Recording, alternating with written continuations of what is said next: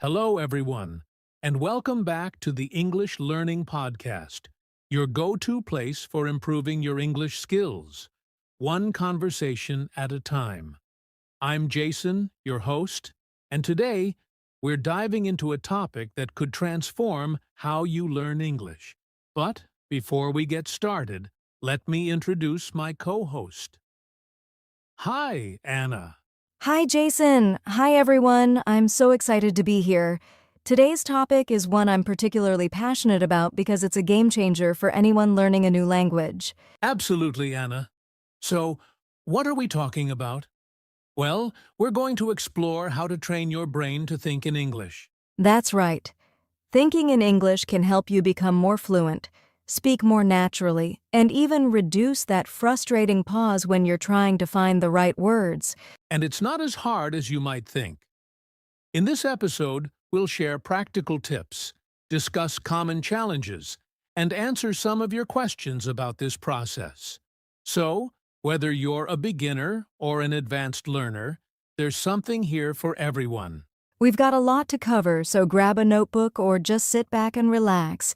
Let's get started. All right, let's kick things off with the big question.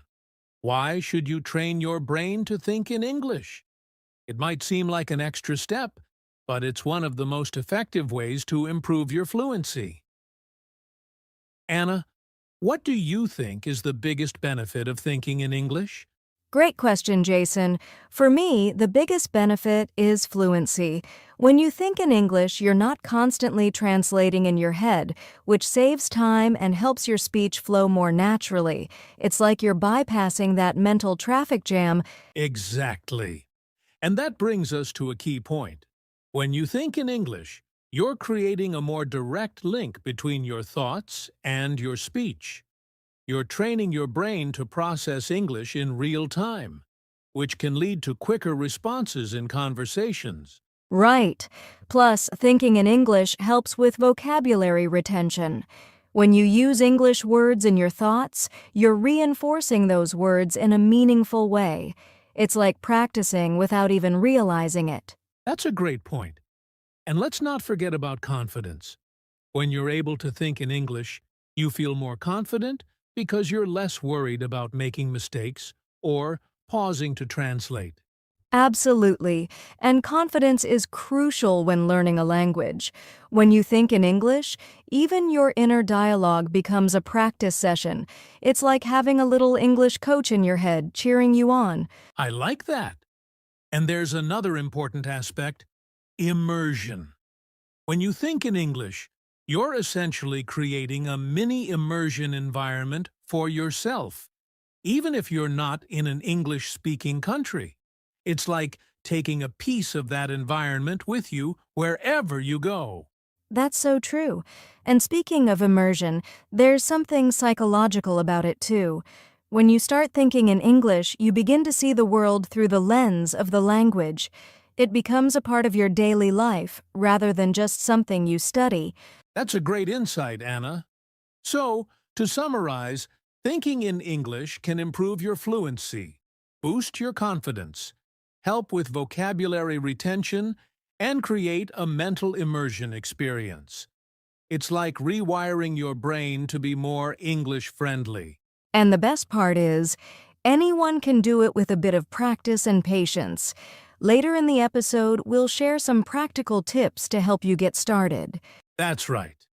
But before we get into the how, let's talk about some of the challenges people face when trying to think in English.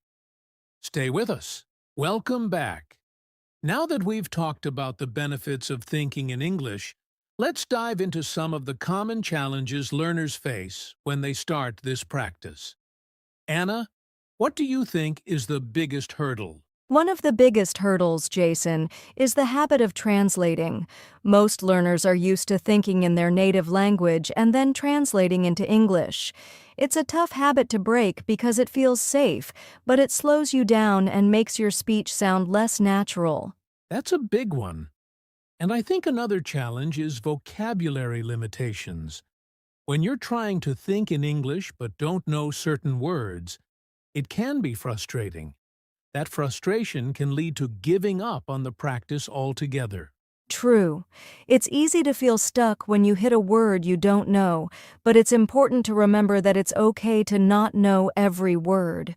The key is to find ways around it, like using simpler words or even describing the thing you're thinking about. Another challenge is the fear of making mistakes. Even in your thoughts, you might worry about getting grammar wrong. That fear can make the whole process feel overwhelming. Yes, and it's important to remind yourself that it's perfectly fine to make mistakes, especially in your own thoughts. The goal is progress, not perfection. Think of it as a practice run. You're learning and improving as you go. And then there's the challenge of consistency. It's easy to start thinking in English for a day or two, but maintaining that habit can be tough, especially when life gets busy. Definitely. Consistency is key, but it's also one of the hardest things to achieve.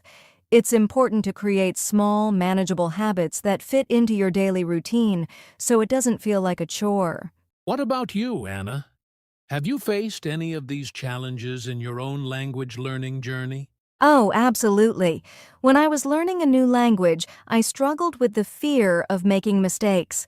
I didn't want to think wrong. But once I realized that thinking in a new language was a safe space to practice without judgment, it became a lot easier. That's a great perspective. And it brings up another point: mindset.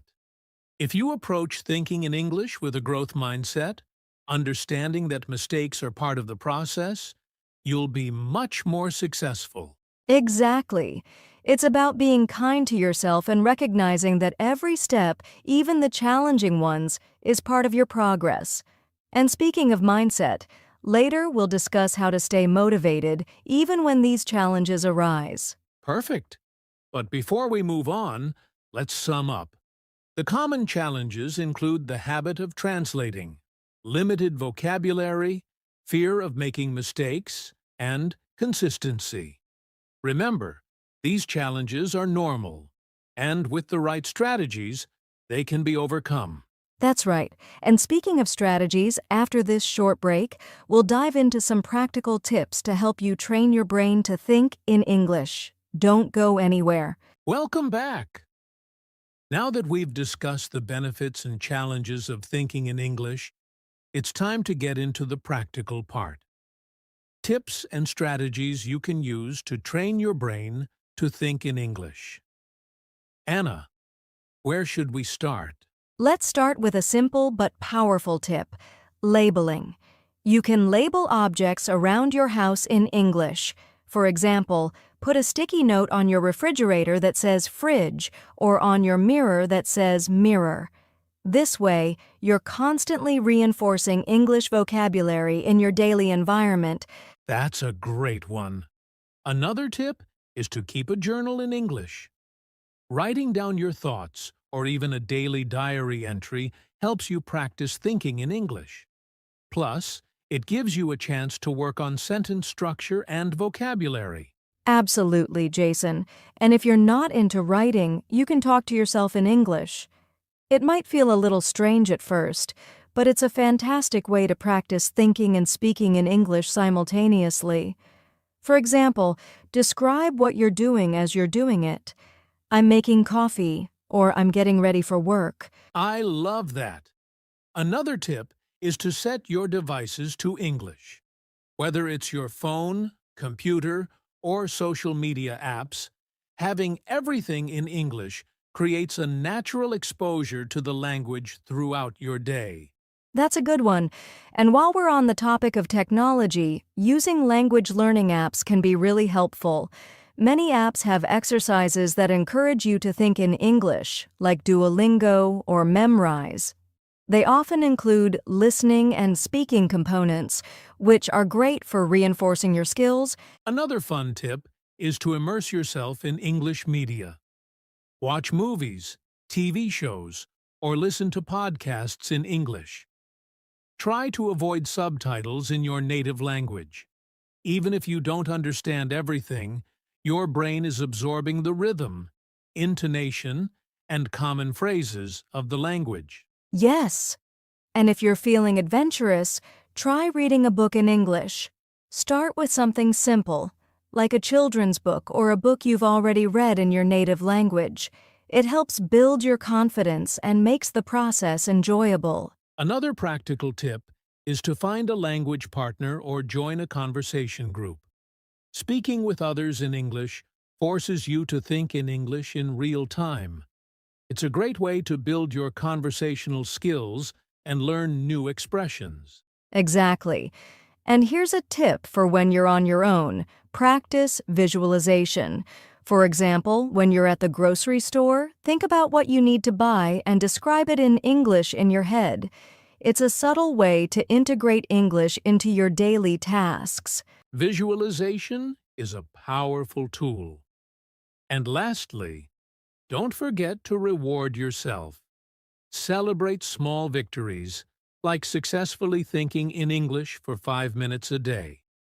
It helps keep you motivated and makes the process enjoyable. Great point, Jason. To recap, some practical tips include labeling objects, keeping a journal, talking to yourself, setting devices to English, using language learning apps, immersing in media, reading books, finding language partners, and practicing visualization. That's right. Remember, the key is consistency. The more you practice, the easier it becomes to think in English naturally. And coming up next, we'll talk about mindset and motivation, how to keep going even when it feels tough. Stay tuned. Welcome back. So far, we've talked about why thinking in English is beneficial, some common challenges, and practical tips to help you get started. Now, let's talk about something equally important: mindset and motivation. Anna, why is mindset so crucial in language learning? Mindset is everything, Jason. Learning a new language can be challenging, and your attitude toward those challenges can make all the difference. If you approach learning with a growth mindset, believing that your abilities can improve with effort, you're more likely to persist and succeed. That's so true. A lot of learners get discouraged when they make mistakes or don't see immediate progress. But mistakes are a natural part of learning, right? Exactly. Mistakes are actually opportunities to learn. If you can reframe mistakes as stepping stones rather than obstacles, you'll be much more resilient. Remember, even native speakers make mistakes. Absolutely.